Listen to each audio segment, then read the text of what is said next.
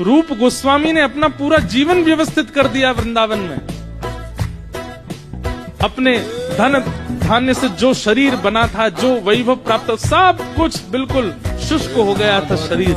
रुदन करने लगे और मन में विचार करने लगे कि मेरे भजन में ही कोई कमी होगी जो ठाकुर जी मुझे नहीं मिल रहे हैं। ठाकुर जी आप हो तो इसी वृंदावन में, लेकिन मेरे भजन साधन में कोई कमी है जो आप मुझे नहीं मिल रहे।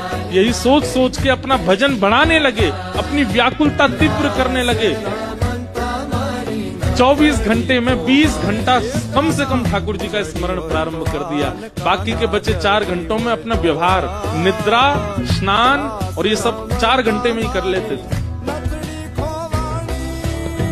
ऐसा व्यवस्थित होकर के एक दिन भाव विह्वल होकर के, व्याकुल होकर के श्री रूप गोस्वामी रुदन करने लगे, ठाकुर जी मुझे कब मिलोगे?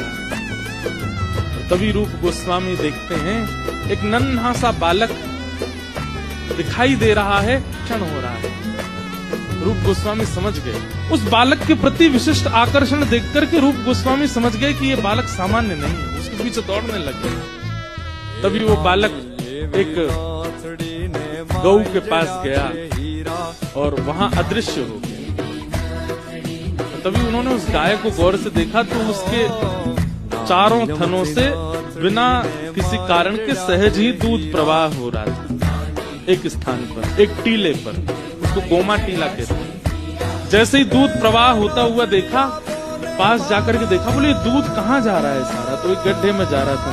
भीतर से जब उस गड्ढे को खोल करके देखा, तो हमारे वृंदावन के प्रथम निधि श्री गोविंद देव जी, गोस्वामी ने जैसे ही ठाकुर जी को देखा, आहा क्या मधुर छठी ठाकुर जी। रूप गोस्वामी तो हृदय से लगा करके आनंदित रोते रहे। आकर के